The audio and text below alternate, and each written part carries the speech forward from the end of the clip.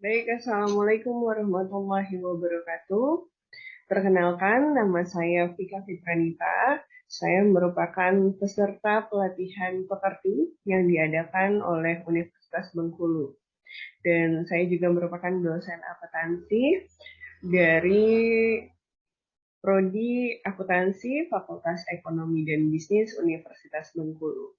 Video ini adalah video evaluasi dari praktik micro teaching yang merupakan tugas akhir dari pelatihan pekerti ini, dan video ini juga merupakan pemenuhan tugas dari evaluasi praktik micro teaching yang diadakan oleh pelatihan pekerti yang diadakan oleh Universitas Bengkulu.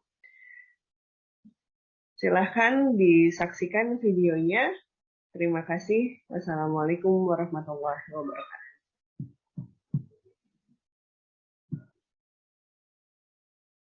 Assalamualaikum warahmatullahi wabarakatuh. Selamat jumpa mahasiswa semuanya. Apa kabar mahasiswa semuanya? Semoga dalam keadaan baik ya. Kita akan belajar ya mata kuliah Sistem Informasi Manajemen. Ini adalah mata kuliah yang saya tampu tentunya, dan kita akan belajar mengenai chapter hari ini yaitu e-commerce. Baik, sebelum memulai perkuliahan, mari kita membaca basmalah terlebih dahulu. Bismillahirrahmanirrahim. Dan silakan teman-teman mahasiswa semuanya berdoa menurut kepercayaan dan agamanya masing-masing. Berdoa dimulai.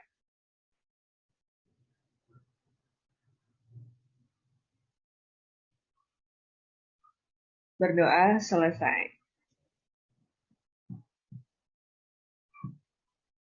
Oke, adapun tujuan pembelajaran dari chapter ini, yaitu nantinya mahasiswa bisa menjelaskan, ya teman-teman mahasiswa di sini bisa menjelaskan pengertian e-commerce, menjelaskan fitur unik dari e-commerce, menjelaskan model pendapatan dari e-commerce, menjelaskan apa saja jenis e-commerce, dan bagaimana bisnis e-commerce mengubah pemasaran dan mempengaruhi transaksi bisnis ke bisnis. Sebelum kita masuk materi ini, saya ingin mengadakan kuis terlebih dahulu. Yang sebelumnya selalu saya bilang bahwa di setiap akhir perkuliahan saya selalu menyarankan untuk membaca materi selanjutnya, karena sudah tertera di RPS, dan PowerPoint ini juga sudah ada di laman e-learning, jadi sudah bisa kalian download saja dan dipelajari malamnya atau sebelum masuk kelas. Ya, jadi saya ingin lihat dari kuis ini siapa yang sudah membaca materi sebelumnya atau kenal atau bisa atau memahami materi ini. Selanjutnya juga saya ingin melihat presensi siapa yang tidak hadir, siapa yang hadir pada kuis kali ini. Silakan diklik Kahoot-nya, dibuka laman Kahoot-nya, dimasukkan angkanya. Sudah? Jika sudah, kita akan mulai. 3, 2, 1. Wah, ini kejar-kejaran skornya ya.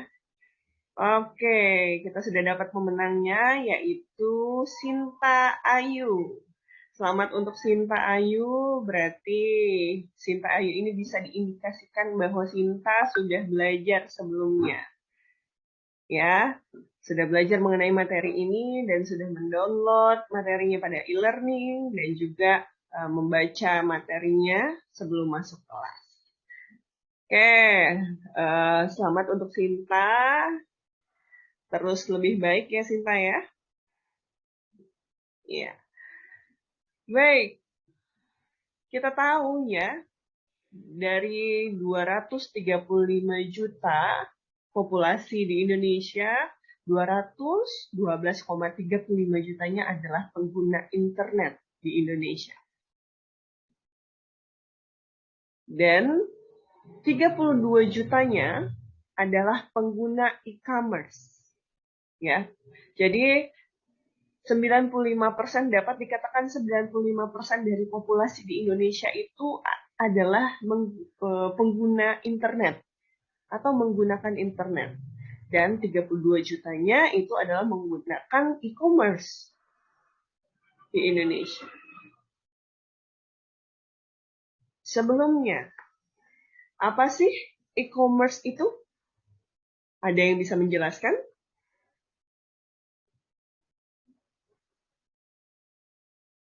Ya, e-commerce itu adalah bagian dari e-business. Ya, e-commerce juga merujuk pada penggunaan dari internet dan website untuk transaksi bisnis. Ya, dan di dalam e-commerce itu terdapat penjualan, ya, perdagangan, penjualan jual beli, ya, menyediakan transaksi komersial baik secara digital antar dan organisasi individual. Kita lihat lagi pertumbuhan e-commerce. Potensi pendapatan pasar e-commerce di Indonesia ini dari masa ke masa, sumbernya dari Databooks ya tahun 2022. Bisa dilihat di sini dari tahun ke tahun e-commerce selalu mengalami peningkatan. Ya, baik itu dari segala aspek. Seperti contoh ada fashion di sini ya, elektronik dan media, mainan hobi, terus juga furniture, makanan dan personal care, semuanya mengalami kenaikan, mengalami pertumbuhan. Kita lihat lagi datanya, pada tahun 2021 pertumbuhan e-commerce meningkat sebesar 30,6% dari nilai pendapatan, sebesar 35,2 miliar. Pada tahun 2022 juga meningkat pertumbuhan pasar e-commerce-nya sebesar 19,7%,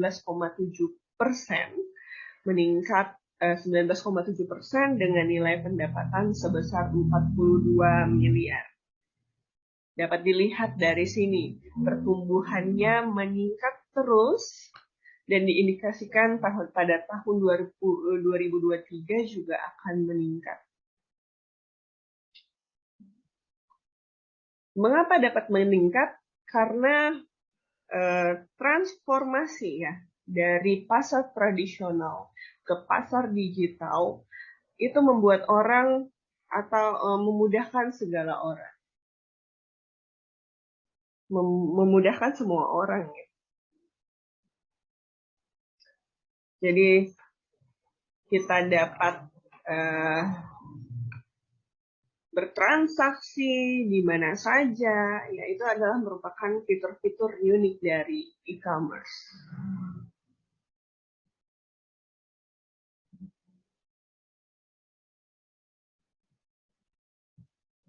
Kita lihat video berikut.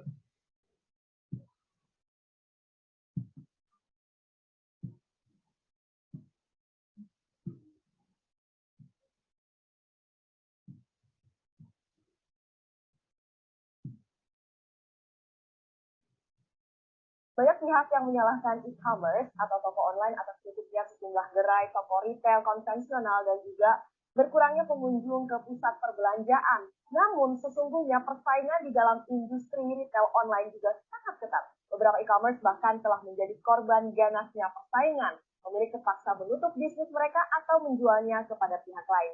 Kami ulas selengkapnya dalam e-commerce melekat persaingan kian ketat. Kita lihat di sini ada e-commerce yang tersingkir dari pertarungan yang ketat di Indonesia. Matahari Mall ini adalah korban terbaru. MatahariMall.com ini adalah milik Lipo Group, berdiri sejak 2015. Matahari Mall akhirnya bergabung dengan Matahari Department Stores dan berubah menjadi Matahari.com. Fokus bisnisnya pun juga beralih dari sebelumnya sebagai situs yang menjual fashion dan produk lifestyle dari pihak ketiga menjadi situs yang memamerkan produk-produk Matahari saja secara eksklusif. Dan kemudian kita lihat di sini Rakuten.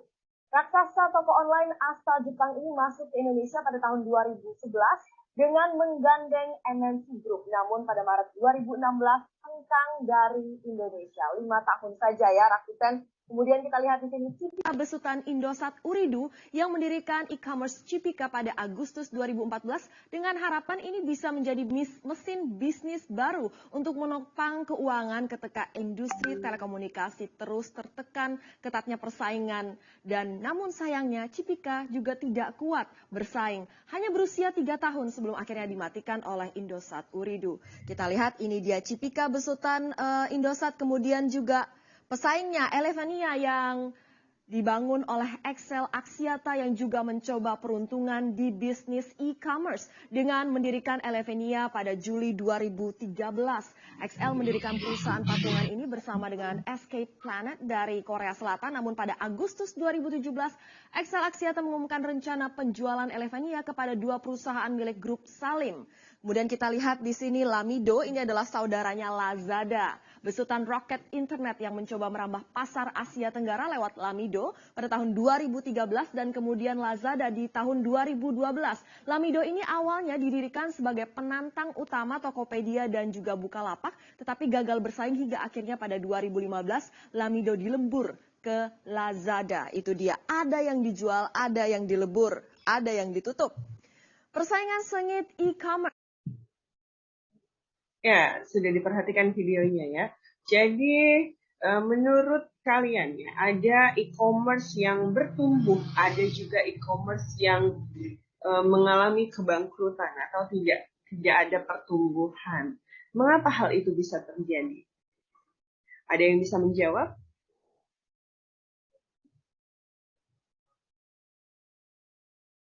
Ya, betul sekali ya. Karena adanya persaingan, misalnya cash burning, bakar uang ya istilahnya. Jadi setiap e-commerce itu berjuang atau bersaing untuk memberikan voucher, cashback, setelah itu memberikan gratis ongkir dan tawaran-tawaran menarik lainnya. Sehingga peluang bagi e-commerce yang marketplace yang memang tidak begitu memiliki rating yang bagus, mereka akan mengalami kemunduran seperti itu. Dan juga bisa dilihat dari pendanaan investasinya. Jadi ketika e-commerce atau marketplace ini, ya e-commerce ini pada contoh di marketplace saja ya, sudah banyak raksasa-raksasa e-commerce yang berdatangan dan juga membutuhkan pendanaan yang besar seperti itu. Jadi semakin pendanaannya semakin besar, semakin bertumbuh e-commerce-nya. Nah, e-commerce yang mengalami kemunduran ini semakin sulit untuk mendapatkan pendanaan ataupun investasi dari pihak-pihak luar lainnya. Nah, hal seperti itu dapat terjadi ya di antara persaingan pada e-commerce ini. Mengapa sih ya e-commerce itu dapat bertumbuh sangat cepat? Menurut Anda kenapa? Karena e-commerce itu ada karena terletak pada keunikan ya, karakteristik dari internet dan website yang digunakan oleh e-commerce, atau ada fitur unik ini dari e-commerce. Apa saja sih fitur uniknya? Yang pertama ada ubiquity atau ada di mana-mana. Jadi e-commerce ya, transaksi bisnis pada e-commerce ini berada di mana-mana pada setiap waktu. Jadi dapat melakukan transaksi bisnis, bisa berbelanja dari desktop Anda, di rumah, di jalan, di mobil pun, di kantor, ya bisa menggunakan smartphone. Ya, jadi bisa disebut dengan marketplace-nya itu diperluas melebihi batasan-batasan pasar tradisional dan bergeser dari sebuah lokasi yang bersifat sementara dan ada secara geografis. Nah, ubiquity ini juga ya, dari sudut pandang konsumen, dapat mengurangi biaya transaksi. Tentunya ya. Jadi kalau misalnya kita misalnya transaksi ini ya atau fitur e-commerce ini ada di mana-mana, dapat dijangkau dimanapun, otomatis kita mengurangi biaya transaksi. Kita tidak perlu pergi ke pasar tradisional. Setelah itu kita juga mengurangi biaya yang dikeluarkan untuk terlibat ke dalam pasar. Itu fitur unik dari e-commerce. Yang kedua, ada jangkauan global atau global reach. Global reach. Ya. Jadi teknologi e-commerce ini memungkinkan transaksi komersial lintas budaya dan bangsa untuk mempermudah dan mengurangi biaya yang harus dikeluarkan daripada bisnis dengan konsep tradisional. Jadi global reach ini, e-commerce ini jangkauannya luas ya, bisa berbeda bangsa dan negara. Selanjutnya ada universal standard atau standar universal yang mana standar teknis dari e-commerce ini adalah internet. Ya, dan standar itu dijalankan dimanapun, di belahan dunia manapun untuk menjalankan internet itu standar universalnya adalah untuk menjalankan e-commerce itu standar universalnya adalah internet.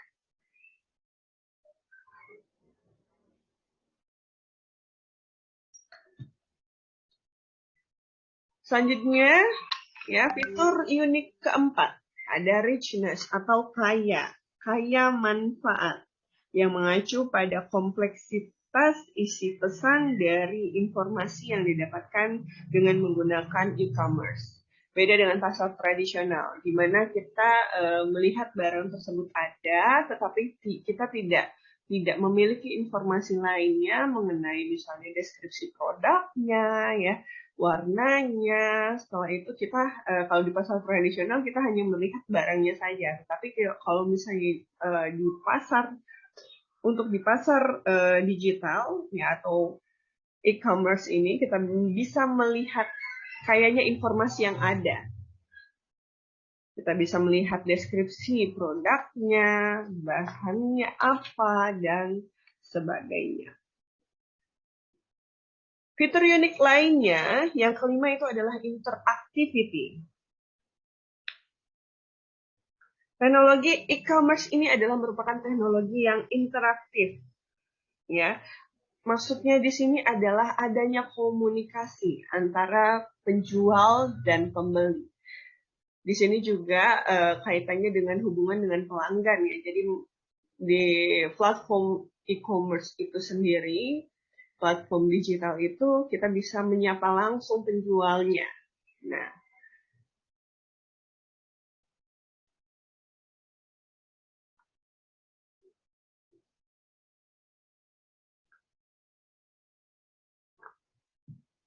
fitur unik yang keenam ada yang dikatakan dengan information density. Apa yang dimaksud dengan information density? Adalah merupakan kepadatan informasi, di mana keseluruhan dari jumlah dan kualitas informasi yang tersedia untuk semua pihak yang terlibat di pasar, konsumen dan penjual itu tersedia di dalam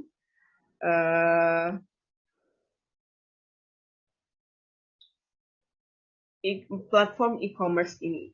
Ya, kepadatan informasinya misalnya contoh dari transparansi harga, ya, price transparansi biaya. Ya, jadi pada platform e-commerce ini kita mendapatkan kepadatan informasi.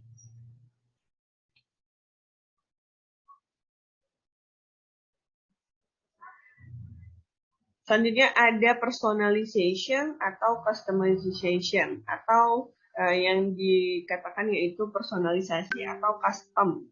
Ya, jadi di platform e-commerce ini memungkinkan untuk menargetkan pesan pemasaran kepada individu yang spesifik dengan cara menyesuaikan pesan dengan kebiasaan seseorang dalam melakukan klik. Maksudnya di sini adalah ketika kita mengecek atau melihat dari platform e-commerce itu, kita bisa lihat dan menyesuaikan dengan, kita bisa custom dengan diri kita. Misalnya kita interest-nya dengan, misalnya dengan fashion, atau interest-nya dengan gadget. Jadi kita bisa mempersonalisasi atau mengcustom apa yang kita inginkan. Nah, yang terakhir, fitur unik dari dari platform e-commerce ini adalah social teknologi. Jadi jangkauan sudah, tadi fitur unik adalah jangkauan globalnya yang luas, ya, dan juga ini adalah merupakan teknologi sosial yang memungkinkan pengguna untuk menciptakan sesuatu sekaligus bisa berbagi dengan teman-teman mereka. Maksudnya adalah bisa sharing, ya, dari bentuk video, foto. Jadi ada keunikan lainnya yaitu teknologi sosial.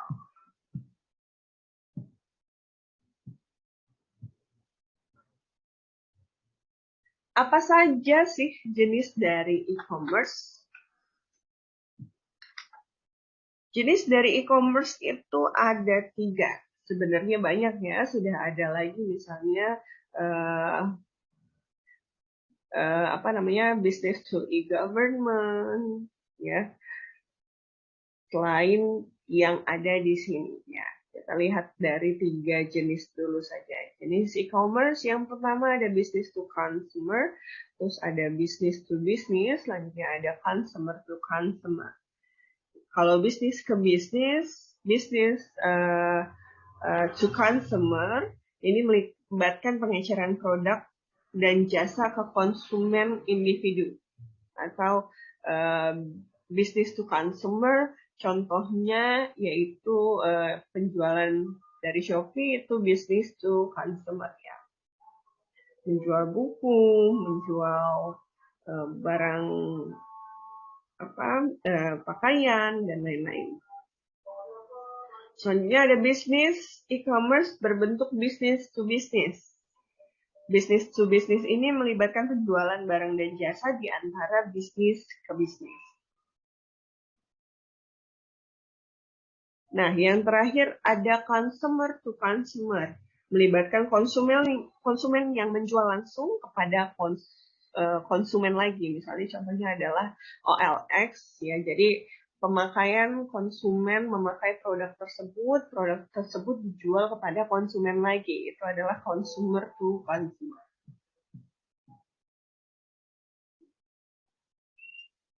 Selanjutnya kita lihat dari model pendapatan penjualan, model pendapatan e-commerce.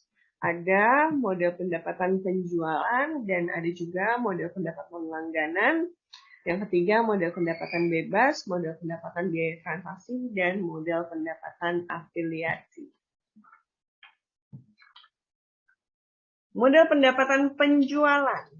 Model pendapatan penjualan ada juga ya model pendapatan iklan, ya. Nah, kalau misalnya model pendapatan iklan ini, contohnya ya dari situs web itu menghasilkan pendapatan dengan cara menarik massa atau pengunjung dalam jumlah besar yang kemudian diberikan penawaran. Jadi model pendapatan iklan ini paling banyak dipergunakan dalam e-commerce. Jadi contohnya misalnya platform atau blog-blog itu kan memberikan menyajikan iklan-iklan yang ada, ya. Jadi itu contoh dari model pendapatan e-commerce, yaitu model pendapatan iklan. Jadi mendapatkan penghasilannya itu dari iklan. Selanjutnya ada model pendapatan penjualan. Perusahaan memperoleh pendapatan dengan menjual barang-barang ya informasi ataupun jasa kepada konsumen. Nah, ini seperti contoh yaitu Amazon yang menjual buku, ya Shopee, Tokopedia, itu model e-commerce yang berdasarkan pendapatan penjualan. Selanjutnya ada model pendapatan pelanggan. Ya, situs web yang melayani atau menawarkan konten atau tarif layanan pelanggan untuk mengakses beberapa atau semua penawaran yang sedang berlangsung. Sebenarnya kalau misalnya contoh itu Netflix, ya kalau di model pendapatan langganan, dan bisa juga masuk di dalam model pendapatan bebas atau freemium itu tadi ya. Model pendapatan langganan, jadi misalnya Netflix, platform Netflix itu kan kita harus berlangganan terlebih dahulu. Nah, e-commerce itu mengambil modelnya yaitu model pendapatan langganan. Selanjutnya ada model pendapatan freemium atau free yang ditawarkan oleh perusahaan layanan dasar dan konten secara cuma-cuma. Tetapi ketika ingin mendapatkannya lebih harus memasang tarif premium ya untuk fitur yang lebih khusus atau fitur yang lebih pro. Selanjutnya ada model pendapatan biaya transaksi.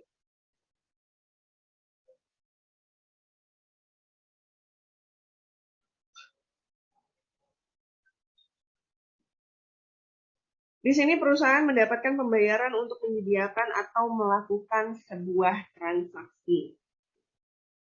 Contohnya, ya menyediakan tempat lelang online, menerima pembayaran dalam nominal yang kecil dari penjualan akan transaksi yang terjadi jika penjual berhasil menjual barangnya. Nah, ada yang terakhir yaitu model pendapatan afiliasi atau affiliate revenue model, ya yang disebut mengirim pengunjung ke situs lain sebagai imbalan dari sebuah biaya rekomendasi atau persentase penerimaan atas penjualan yang terjadi.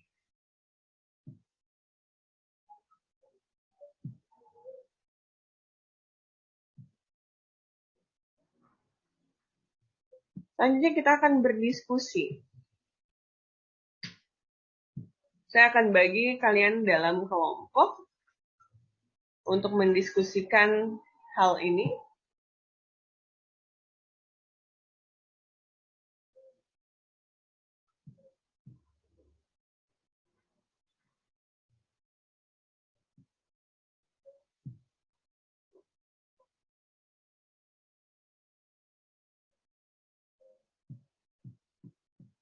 ePrice mengumumkan dalam laporan kuartal kedua 2021, peta e-commerce di Indonesia menempatkan Tokopedia sebagai juara e-commerce di Indonesia, menyalip sejumlah e-commerce yang ada di tanah air.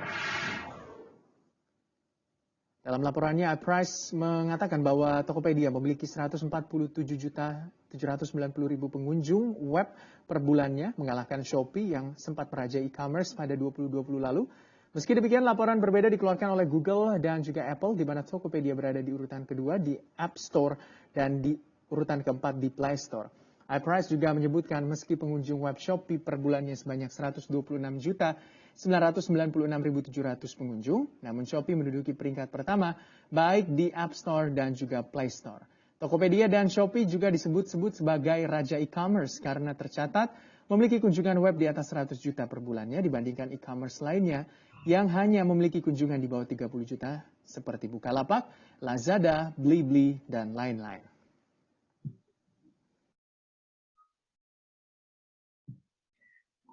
Saya akan buat kelompok, silahkan duduk dengan kelompoknya, ya. Di sini berikan argumentasi Anda secara berkelompok apa yang mendasari Tokopedia dan Shopee itu menjadi platform e-commerce yang teratas pada kurun waktu yang terakhir.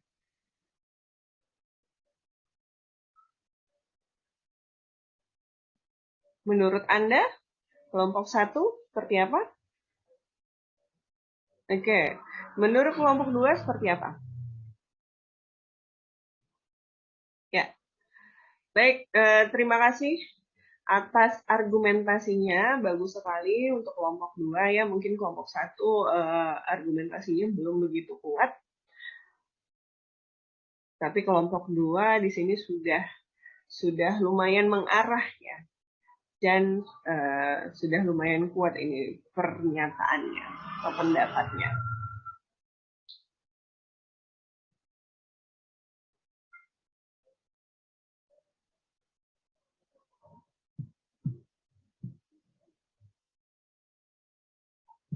Sebelum saya masuk ke slide selanjutnya, di sini ada yang ingin ditanyakan terlebih dahulu.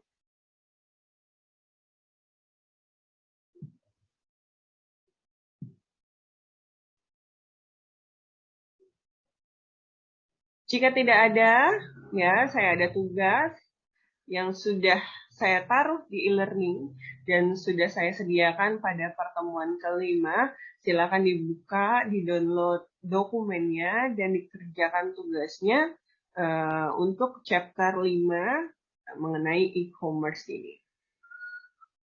Jika memang tidak ada yang ingin lagi yang ditanyakan,